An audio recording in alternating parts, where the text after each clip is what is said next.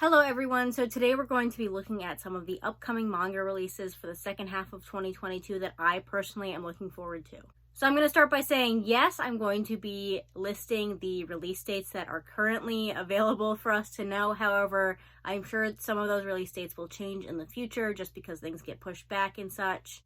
So if you're watching this video a little later and you notice that one of the release dates is not correct, it was correct when I'm filming this video. That's just the way the market is right now. So anyway, I don't have too many things I'm too excited for, but I do have a couple things I wanted to talk about. Some things people may not be aware of that I wanted to make sure that we're talking about a little bit. The first thing, though, does not need any introduction. The first thing I'm excited for in the second half of 2022 is Tokyo Avengers, just like every other person on Manga too, pretty much. The first omnibus volume of this is scheduled to release on July 26th. It has already been pushed back from its original release date, so I wouldn't be surprised if it gets pushed back a little bit again. But for now, it's released on July 26th. I feel like I really don't need to talk about this at all. I've heard some really good things about this and then some not so great things about this manga, but it looks like something I will enjoy. I know lots of people enjoyed the anime, so I am excited to pick up the manga and see what I think of it.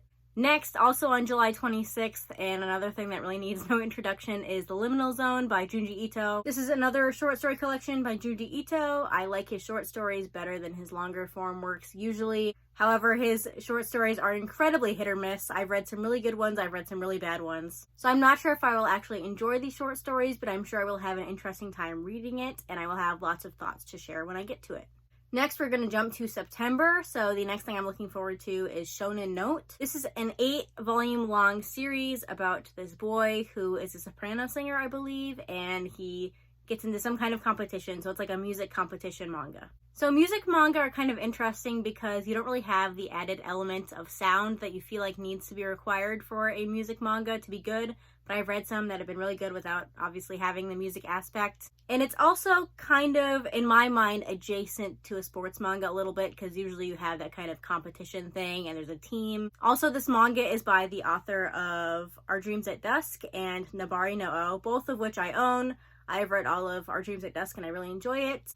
I've read 2 volumes of Nabari no O and I'm struggling a little bit with it, but I've heard very good things about that particular manga, so I'm willing to give it a chance. Next, on September 20th, is Look Back. This is the highly critically acclaimed one-shot by the author of Chainsaw Man. I have not read it. I know I could read it on the Shonen Jump app, and I really want to. I actually haven't read any of Tatsuki Fujimoto's one-shot manga, even though I really want to. I just haven't gotten to them. But I do love Chainsaw Man, so I am definitely willing to give this a chance, especially since I've only heard good things about it. So, yeah, and it's just 1 volume, so. Next, on September 27th, is PTSD Radio. This is a Kodansha manga that was originally digital only, but now they're releasing it in omnibus volumes. I have not read this, however, it is a horror manga, so I'll probably just pick it up because of that.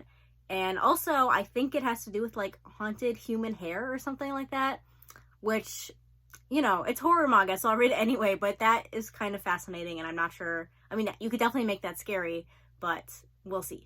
And this is a 7-volume long series, so it shouldn't be too difficult to collect, especially since they're releasing it in omnibus volumes. So I'm definitely willing to give this one a shot. Next, also on September 27th, is The Spoke Kushibi Rohan. This is the JoJo's Bizarre Adventure spin-off manga focusing on Rohan from Part 4. I believe this is just a short story collection focusing on the character. He's kind of crazy, just like all the other JoJo's Bizarre Adventure characters, but he's really out there. I know I don't have JoJo's Bizarre Adventure in my manga collection. I used to. I just don't need the manga. I like the anime more. However, this is just a very short series, so I'm definitely willing to collect this one just so JoJo's can be represented in my manga collection because it is one of my favorite series, at least one of my favorite anime series, but I don't really get to talk about it when it's not in my manga collection. Next, on October 11th, is Adam the Beginning. So I've done a little bit of research on this title, just a little bit.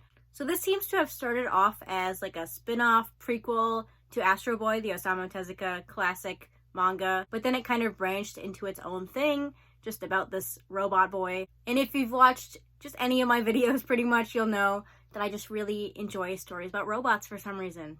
Add to this the fact that it's kind of related to Astro Boy. I will definitely be picking this up because obviously Pluto by Naoki Urasawa is completely different, but it is related to Astro Boy as well, and I really enjoy Pluto, so we'll see what I think of this one. I'll definitely give it a shot. I don't really have that many new releases I want to talk about in the last 2 months of the year, but the last one I want to talk about in this video is Drip Drip. This is releasing on October 18th. This is another short story collection. This one is by the creator of Beastars. Now, I have not read Beastars yet. I do own all the volumes that are out currently, and I will keep buying it, and I will read it once all the volumes are out, but this seems like a good way to kind of dip my toes into her art and her storytelling with just one volume. One volume is definitely not much of a commitment, and I'm interested to see what this author does with human characters rather than animal characters. So anyway, that's all the manga I wanted to talk about in this video. Let me know what manga you are personally looking forward to in the next coming months, or let me know if any of the manga I talked about in this video sound interesting to you.